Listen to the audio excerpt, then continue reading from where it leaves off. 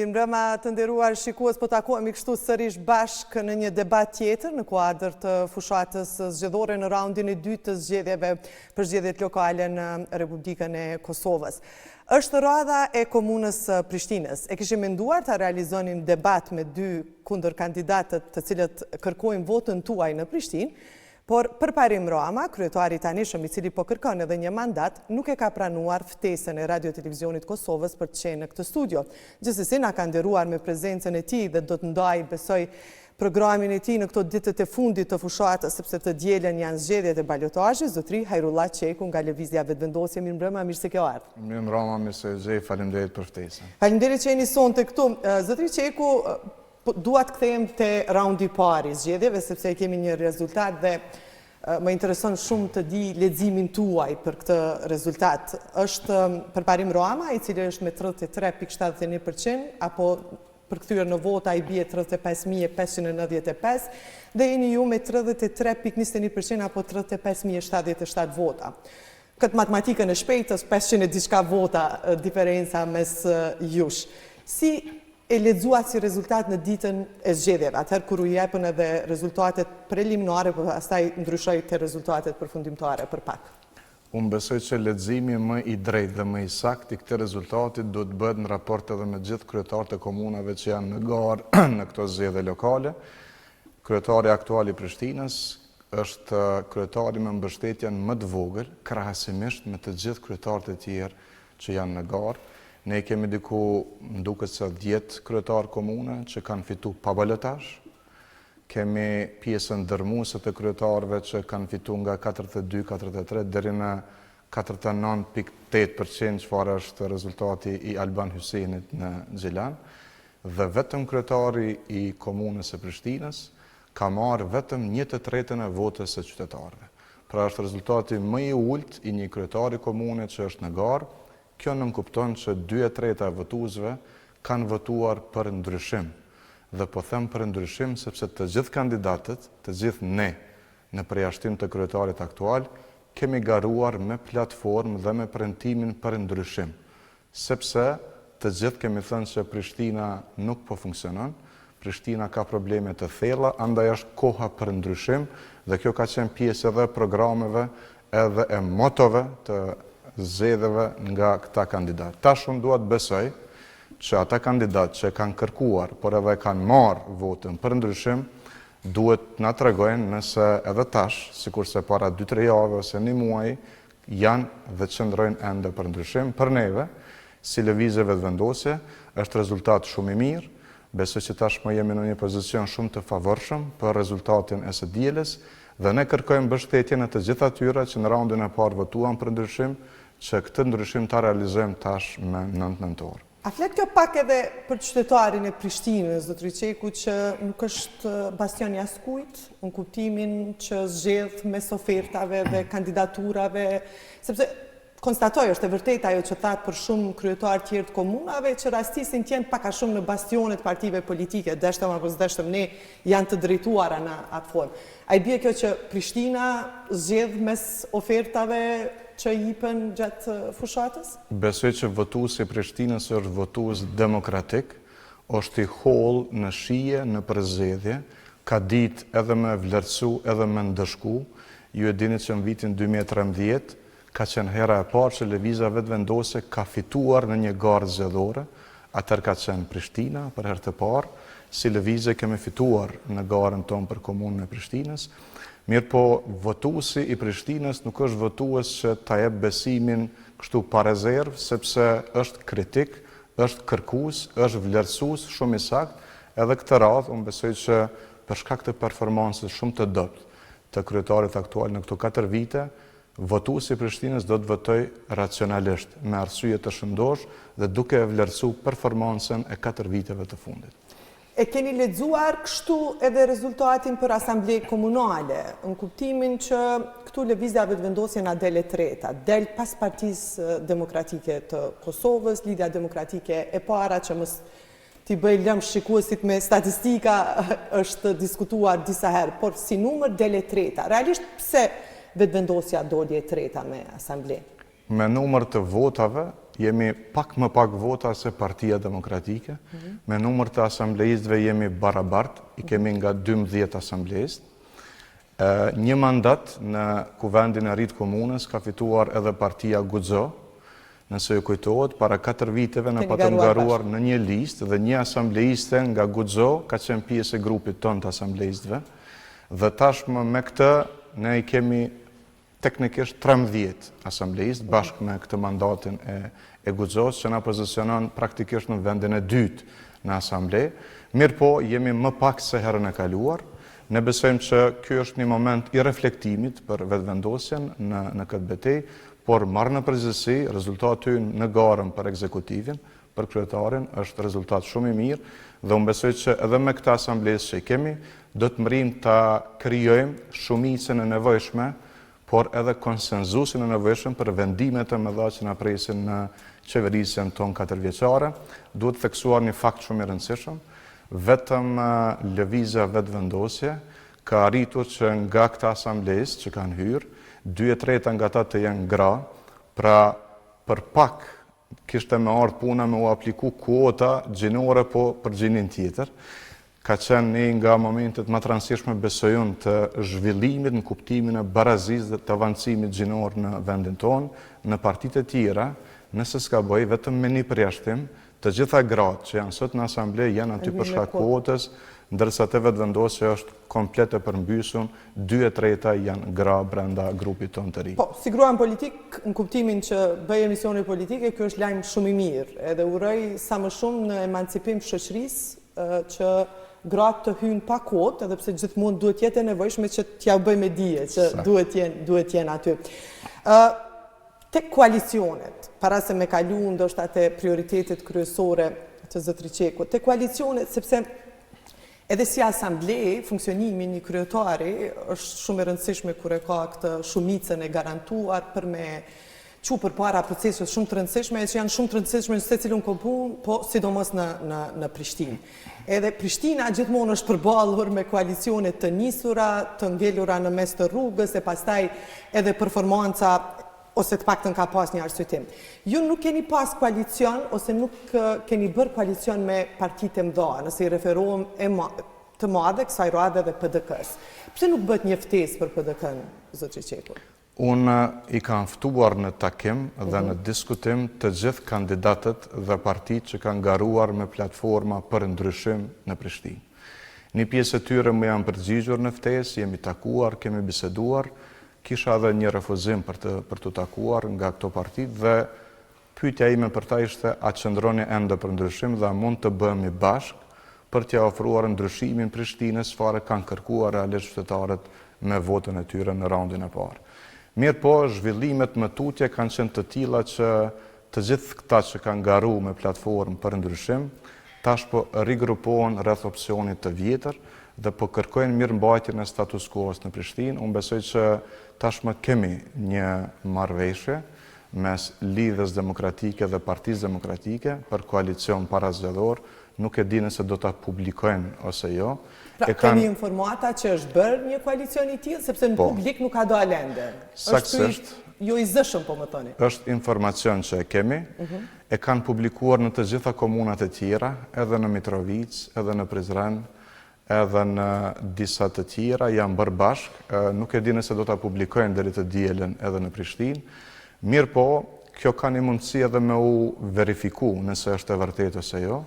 Unë sonte i kisha ftuar kundër kandidatin tim nga raundi i parë, zotin Uran Ismaili, që nëse qëndron ende për zotimin dhe angazhimin e tij për ndryshim, është mirë tash publikisht na tregoj a është ende në ato premtime, në atë qëndrim apo nuk është. Nëse del edhe na thotë që se mund të ta ketë ndryshuar mendjen ndërkohë, por është mirë mia komuniku qytetarëve sepse nëse ri neutral, çfarë do të thotë?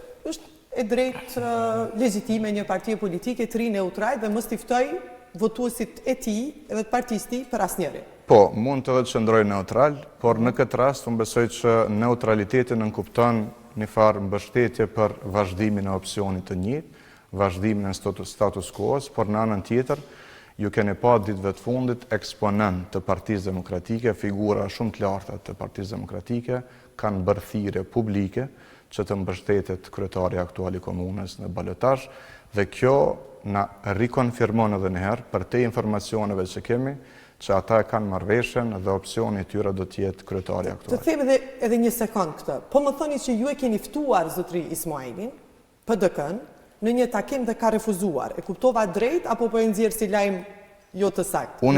Më përmiso. Unë i kam ftuar të gjithë, tash për hir të korrekcisë, po du me i respektu, po unë i kam ftuar të gjithë në takim, në bisedime, dhe kam patur një mosgadishmëri, po të tjerët kam pranuar, kemi biseduar, mirë po sipas gjitha gjasave, ajo çfarë atyre u intereson, nuk është bashkëqeverisja me parime dhe për Prishtinën, por më shumë ju intereson ajo çfarë ata do të marrin nga kjo bashkëqeverisje, nga ky koalicion, e unë përbes nuk mund të ofroj diçka që është përtej mundësive të ndarjes së detyrave, përgjegjësive e roleve brenda qeverisë së ardhshme komunale.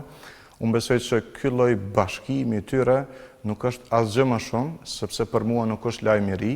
Në qeverisën 4 vjeçare në Prishtinë kemi pasur dikush më shumë e dikush më pak, një lloj bashkëqeverisje mes Lidhjes Demokratike, Partisë Demokratike, Aleancës për Ardhmërinë e Kosovës, pra kanë qenë bashkë, dhe unë besoj që ata do të vazhdojnë të jenë bashkë edhe në këtë balotazh. Është interesante aty edhe dikush tjetër, lista për Prishtinën. Po, lidhja për Prishtinën. Lidhja për Prishtinën e Femi Kupinës. Ka dalë nga LDK-ja, edhe nuk ka dalë kështu i qetë, po ka pas probleme. E keni ftuar Kupinën? Jemi takuar edhe me lidhjen për Prishtinën, ndonse ata nuk kishin kandidat për kryetar komune, pra garuan si listë vetëm për asamble, dhe kemi biseduar edhe për mundësitë e bashkëpunimit kur të përfundojnë zgjedhjet për kryetar komune, pra ajo ka qenë një situatë pak më ndryshe në krahasim me këta të tjerët, e për kuvendin e komunës. Nëse mu do të më jepet besimi se të jem kryetari i ri i kryeqytetit, unë kam thënë nga fillimi, nga paraqitja ime e parë publike, kur e kam shpall kandidaturën, që në qeverisjen e ardhshme komunale do të synoj vendimarrje konsensuale për disa nga vendimet më të mëdha, më të rëndësishme për komunën e Prishtinës, e aty vendimi numër 1 është hartimi dhe miratimi i planit zhvillimor komunal. Pikërisht të kjo dua të dalëm, te PZK-ja, sepse është një farmolle e sherrit e krejt koalicioneve dhe nuk është se ka funksionuar mirë as mandatin e kaluar. Si e mendoni që votimin konsensual edhe këtë përfshirjen e asamblesë komunale në këtë? E mendoni që gjithë mund të jenë një mendimi sa i përket, sepse është shumë e rëndësishme PZK-ja, plani zhvillimor komunal i Prishtinës, mendoni që mund t'i përafroni atë shumë, t'i fuziononi atë shumë që mund të realizohet në teren? Të gjitha takimet e mia, bashkëbisedimet e mia me sektorin privat, me grupet e komunitetit, me banorët e lagjeve, unë kam testuar këtë idenë e një vendimarrje konsensuale për PZK-n. PZK-ja është kushtetuta zhvillimore e Prishtinës, na përcakton të paktën dekadën e ardhshme se ka po e çojmë Prishtinën, çfarë ekonomie dhe çfarë zhvillimi për Prishtinën. Andaj ky është një dokument që e prek jetën e secilit që jeton në kryeqytet. Për këtë arsye kemi nevojë për konsensus, për diskutim të përbashkët, dhe njëra nga arsyet pse ende PZK-ja vazhdon të jetë mollë sherri, është sepse askush vetë nuk mund ta kryejë këtë punë. Kanë tentuar vetë, ose një parti ka qenë lidhur me një grup të interesin kundërshtim me tjetrin, dhe kështu janë krijuar disbalance. Unë jam shumë në rregull që në tavolinë të vendosim edhe kërkesat, edhe interesat, edhe ekspertizën e të gjithëve, dhe fillimisht ta ndërtojmë një dialog politik për Prishtinën. PZK-n, edhe nëse e miratojmë tash, që unë zotohem që do ta miratojmë në vitin e parë të qeverisjes, në atë dokument do të qeverisin edhe kryetarët e tjerë që do të vinë mbas. Prandaj është shumë e rëndësishme që prej tash të gjitha grupet e përfaqësuara në kuvendin e ri të Prishtinës të ulen, sepse çdo asamblest është aty me votë të qytetarit, është plotësisht legjitim, po marr parasysh cilën parti e përfaqëson dhe secili asamblest përfaqëson grupet e qytetarëve. Dhe PZK-ja ka ndikim të drejtë për drejtë në këto grupe, në këto lagje, në këto fshatra. Kjo do të jetë ftesa ime e hapur, e nisim me një tryezë politike, e cila duhet bëhet profesionale, aty duhet vinë bizneset, ndërtuesit, grupet e komunitetit, shoqënia civile, qytetarët dhe ta bëjmë për herë të parë një aktivitet të përbashkët për të mirën tonë të përgjithshme. Unë jam dakord që diskutimet politike e të tjera do të vazhdojnë në temat e tjera, por PZK-ja do të jetë një farë momenti përbashkimit tonë për të mirën e Prishtinës. A mund të dakordohemi për gjithçka? Absolutisht jo. Mirë pa mund të parafrojmë një dokument që i trajton mënyrën më të mirë interesat e të gjithëve. Një formulë të përbashkët ku të gjithë fitojmë. Sepse unë besoj shumë që Prishtina është mirë vetëm atëherë kur të gjithë fitojnë, e jo një grup në dëm të grupit tjetër. PZK-ja nuk është veç koeficienti i ndërtimit, po është një prej asaj që diskutohet më së shumti, e bën zhurmë më së shumti, sepse aty besoj janë grupet më të mëdha të interesit.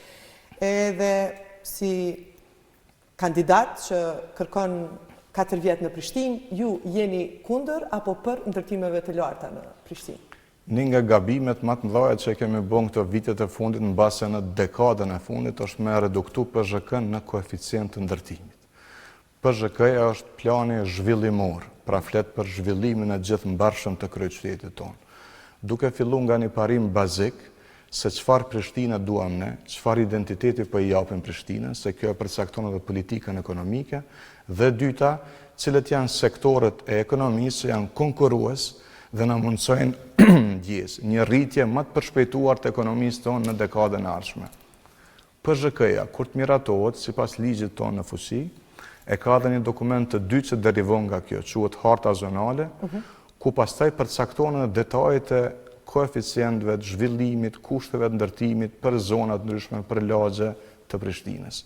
PZK-ja, sipas propozimit tonë, sipas vizionit tim për Prishtinën, duhet të ketë disa sektor transition të ekonomisë, duke filluar nga ICT, BPO, sepse është një sektor në rritje, edhe po punëson shumë, edhe po eksporton shumë. E dyta është sektori kreativ, ne jemi popull shumë kreativ, produktin e kemi cilësor, i cili po ashtu po eksportohet nga filmbërësit, te dizajnerët e modës, nga sektori i gamers, e shumë të tjerë, artizanate e kështu me radhë. Sektori i tretë konkurrues sipas vizionit tonë është turizmi në Prishtinë, në qytet, me gastronomi, jetë të natës, trashëgimi kulturore dhe ngjarje festivalet gjatë gjithë vitit, ndërsa në fshat, kryesisht përmes agroturizmit. Sektori i katërt është ai i prodhimit, i prodhimtarisë. Ne kemi propozuar parkun industrial me sipërfaqe 116 hektar në Bërnicë. Në Bërnicë e keni menduar? Në bashkëpunim me Ministrinë e Industrisë, Ndërmarrësisë dhe Tregtisë. Çështjet procedurale kanë përfunduar, tash komuna duhet me realizuar infrastrukturë ku vendosen njësitë e prodhimit të kompanive prodhuese të Prishtinës, dhe sektori i pestë është ndërtimtaria, sepse unë besoj që ndërtimtaria duhet me vazhdu me ekzistu si sektor, është sektor që punëson, që na mundson zhvillimin dhe që na mundson me i zgjidh problemet urbanistike të Prishtinës. Por kur jemi të ndërtimi, më lejoni të jem shumë i sakt edhe i qartë, sepse kështu kam bisedu edhe me vetë kompanitë e ndërtimit të cilët i kam taku gjatë muajve të fundit. U kam thënë që unë jam i interesuar që sektori i ndërtimit të mos dështoj për 5 vite në Prishtinë. Me këtë dinamik të ndërtimeve, pa kontrol, me këtë numër të madh banesave të pabanuara që i kemi sot në Prishtinë, e cila mund të rritet edhe më tutje, ndërtimi din me se një lloj bubble që rritet edhe shpërthen me një moment. E kur shpërthen ndërtimi, atëherë edhe shumë sektor të tjerë ndikohen nga kjo. Unë nuk kam thënë që ky zhvillim, ky ndërtim i pa kontrolluar duhet të vendoset brenda një formule që ne po e quajmë koeficient i cilësisë së jetës, jo vetëm koeficienti i ndërtimit, jo vetëm sa banesa mund t'i marrim nga tokat që i kemi, jo vetëm ata metra katror të ndërtimit, por cilësia jetës para së gjithash është hapësira jashtë banesës tonë. A kemi mjaftueshëm hapësirë për park, për parqe, për parking, për qerdhe, për shërbime shëndetësore dhe shumë hapësira të tjera që diktojnë cilësinë e jetës së sotme. Po për ndërtimet që aspirohen të ardhmen, për këto që janë tani, sepse Prishtina është ndërtuar, ka shumë edhe ndërtimet larta, edhe ka të tilla që nuk i plotësojnë këto kushtet. Si mendoni që ti rregulloni aty ku nuk ka hapësira gjelbërta, aty ku është dhënë leja edhe me hapësira gjelbërta, pastaj ka objekte pa fletë poseduese, ka qytetarë që nuk mund bëjnë shitblerjen e pronave të tyre. E para, ne kemi premtuar një procedurë të përshpejtuar të legalizimit të banesave në Prishtinë. Mendojmë që kjo pasiguria mbi pronën është një dëm shumë i madh që ja shkaktojnë familjeve, por edhe ekonomisë së vendit. Tu mëse pas certifikatën e pronësisë të posedimit, familjet e tona që kanë ble banesa nuk munden me egzuat pasunitë të tyre sepse nuk mund të lënë as hipotekë për një kredi, as nuk mund të shesin ligjërisht, dhe ky është një kapital miliardësh që për momentin nuk mund bëhet pjesë e ekonomisë së Prishtinës. Prandaj, pranim teknik, legalizim, sa më i shpejti përshpejtuar për të gjitha banesat e reja që familjet vazhdojnë mësme i pas dokumentet e pronësisë. E dyta, lagjet që veç me janë ndërtu tash, ne kemi bërë një analizë. Dhe në të gjitha këto lagje ku kemi ndërtim të dendur, kemi shumë banesa, kemi identifikuar prona komunale, sepse ka mjaftueshëm të tilla, të cilat një pjesë e tyre mbase janë të uzurpuara, duhet punojmë edhe me uzurpatorët e pronave komunale, në çdo lagje me banesa të larta, edhe ku në shikim të parë mendojmë që nuk kemi, në fakt kemi hapësirat mjaftueshme edhe për parqe, edhe për gjelbrim, edhe për qerdhe dhe institucionet e tjera. Mirë po, ne kemi thënë kështu. Nëse në një lagje ka nevojë me ndërtu qerdhe të reja publike, sipas nevojës, nëse nuk ka tokë komunale, ne do të shprënsojmë pronë private për m'i ofru atë shërbim bazik qytetarëve të atyre lagjeve. Dhe e treta, unë besoj shumë që një pjesë e mirë, rreth 1/3 e zonës urbane të Prishtinës, janë lagje keq të urbanizuara. Për shembull, Kodra e Trimave, një pjesë e Prishtinës e vjetër, zona e Medreses, Kolovica, pastaj keq ka mbet edhe Pejtoni, Dodona 2, pra i kemi disa zona në Prishtinë që nuk janë pak si sipërfaqe, ku nuk jetohet mirë, ku kemi probleme edhe bazike, infrastrukturore dhe të qasjes në shërbime komunale. Ne kemi propozuar një qasje transformuese, mirë po me planifikim, ta zëm, para se të vija këtu, unë isha në lagjen Kodra e Trimave, e kishëm një tubim me qytetarët atje, diskutuam edhe për nevojat emergjente të tyre, për problemet akute, të cilat duhet i trajtojmë që nga muaji i parë i mandatit tonë. Por, ne atje diskutuam edhe për mundësinë që ta zëm lagjen Kodra e Trimave, ta ndërtojmë nga e para. Që i bje kjo nga e para, se kemi pak të frishme kur na thonë kështu kandidatët nga e para. Të mos ekzistoj Kodra e Trimave si tësh dhe të nisim prej fillimit? Besoj që me gjithë analizat që i kemi bërë, por dhe që janë bërë në kaluarën, problemet me cilat ballafaqohen sot banorët e Kodrës së Trimave nuk janë të zgjedhshme në një nivel kështu të kënaqshëm ose optimal. Atje mund të bëjmë korrigjime të vogla, por nëse duam cilësi të jetesës, nëse duam hapësira moderne urbane, ne duhet si komunë, bashkë me banorët, pronarët e shtëpive dhe të pronave dhe sektori ndërtimit të ulemi, ta bëjmë një plan për ta rindërtuar lagjen Kodra e Trimave, duke fillu nga infrastruktura nëntoksore, kanalizimi, ujësillësi, ngrohja qendrore, rrjeti elektrik dhe kablot e tjera të providerëve. Keni një projekt për të, zotër Qeku? E kemi një propozim. I realizu shumë 4 vite mandat, apo më shumë koston, se duket projekt i madh? Është projekt i madh, Kodra e Trimave është një nga lagjet më të mëdha me numrin më të madh të banorëve, nuk bëhet shpejt, sepse duhet bëhet mirë, vyn edhe dije, edhe guxim, edhe plan për atë punë, mirë për para se gjithash vyn dakordim. Për këtë, unë do të pyes banorët, mirë për nga diskutime deri tash e kam pa një disponim të mirë të banorëve për ta nisë këtë. Edhe kur të nisë kjo, mbrapa duhet ta ketë planin e detajuar çfarë banesa, çfarë lartësie, çfarë hapësine publike, dhe këtë plan e bën komuna. Dhe komuna është garantuesi institucional që kjo puna do të shkojë mirë. Deri tash, ndërtesat kanë qenë kryesisht marrëveshje mes pronarëve të tokave dhe ndërtuesve. Dhe komuna ka qenë pasive vetëm në kuptimin e dhënies së lejeve. Në këtë rast, komuna do të jetë bashkë investitore me banorët dhe me sektorin e ndërtimit që bashkarisht ta gjejmë formulën, ta gjejmë koeficientin e cilësisë së jetesës, ku fiton edhe ndërtuesi, edhe banori, por edhe komuna, por komuna para se gjithashtë në kuptimin e cilësisë e hapësirave publike që duhet t'i kryejmë në kodrën e trimave. Ja keni thënë këtë kodrës trimave në raundin e para, apo tash në balotar, sepse ju keni bërë dhe një analizë, zotri Qeku, besoj e kemi analizuar edhe ne në studio, kanë qenë vendet ku është votuar më shumë lëvizjave të vendosje, ku më shumë LDK-ja. Aty ka fituar më shumë LDK-ja. Kjo ka qenë analiza, apo e keni pas projekt prej fillimit? Jo vetëm në raundin e parë, sepse unë takimet i kam nisë nga fundi qershorit, atër kur e kemi shpall kandidaturën, kam qenë shumë aktiv, për ditë kam qenë në takime me qytetarët, dhe nga fillimi, t'ju them të drejten, kjo pak ka ardhur edhe si kërkesë vetë banorëve. Mirë po ekipi një urbanistëve edhe i arkitektëve, kur e kanë analizuar nivel të konceptit të idesë fillimisht, më kanë bindur edhe mua që kjo mund tjetë mundësia vetme për kodrën e trimave, po edhe për lagjet e tjera si kodra e trimave. Pastaj kemi vazhduar me takime tjera, diskutime të tjera, deri tash nuk kam pas asnjë lloj hezitimi nga banorët, shtok sa i faktin që një ndër problemet më të mëdha të kodrës së trimave, ku besoj e dini, është çështja e pronave.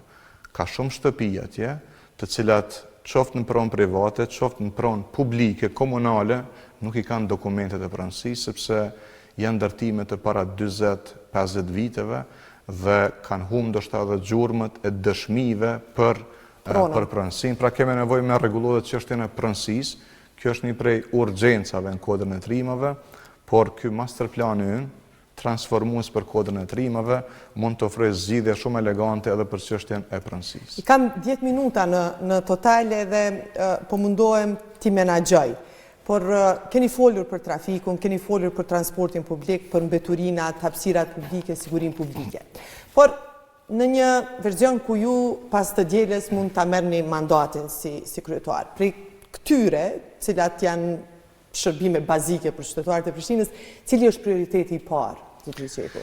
Unë po vendos kështu njëherë diskursin, një qytet i mirëmbajtur, i pastër dhe funksional ka ndërmarrje komunale efikase. Ndërmarrjet komunale sot në Prishtinë nuk funksionojnë, kanë probleme të theksuara, disa operojnë me humbje në bilancet e tyre financiare, disa kanë ose shumica kanë mbipunësim. Në shumë ndërmarrje raporti administratë dhe punëtor të terrenit është 1-1. Është një situatë alarmante kjo, sepse ka pasur mbipunësim me motive politike dhe elektorale, dhe në këtë mënyrë ne përveç që i kemi degradu dhe po i falimentojmë ndërmarrjet komunale, i kemi humbur diku rreth 200 milionë euro mundësi për kredi dhe për grante ndërkombëtare nga organizata financiare ndërkombëtare. Kur dikush don me të mbështet, qoftë me kredi, qoftë me grant, e sheh performancën tënde. Nëse ti operon me humbje, nëse ti ke mbipunësu atje dhe nuk ke kurfar disipline të qeverisjes korporative, atëherë edhe partnerët financiar largohen. Pra, reformë e thellë për të gjitha ndërmarrjet komunale, sepse ato janë baza mbi cilën ndërtohet një qytet i pastër dhe funksional.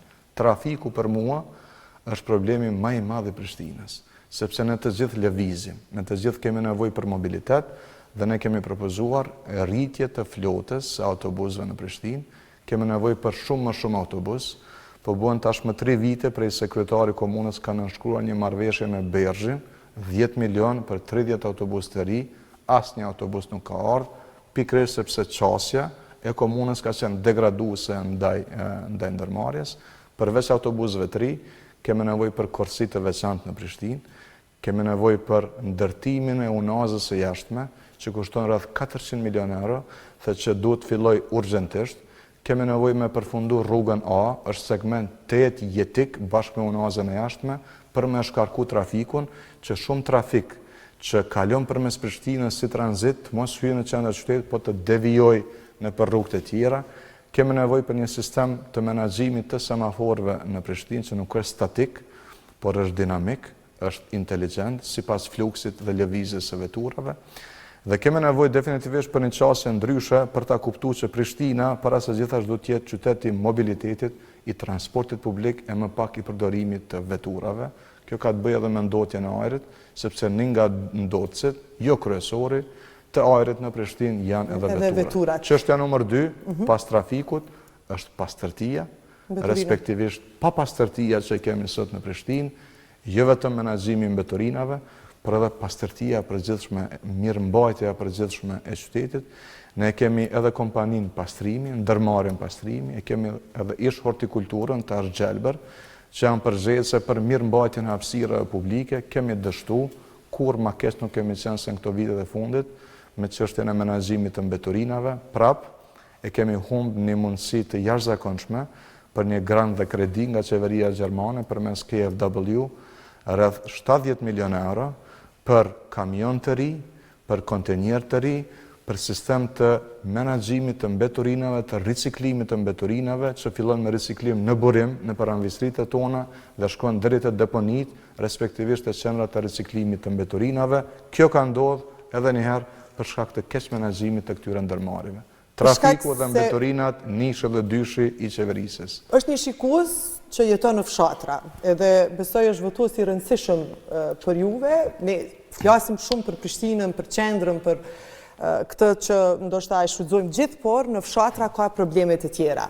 Në këtë fushat, në teren, realisht ç'është urgjente për fshatrat e Prishtinës, ose cilat janë kërkesat kryesore që ju i keni menduar që mund t'i realizoni në një mandat? Kështu, kanalizim, ujësjellës, rrugë, trotuare, ndriçim janë kërkesat më të shpeshta edhe nga lagjet periferike, edhe nga fshati i Prishtinës.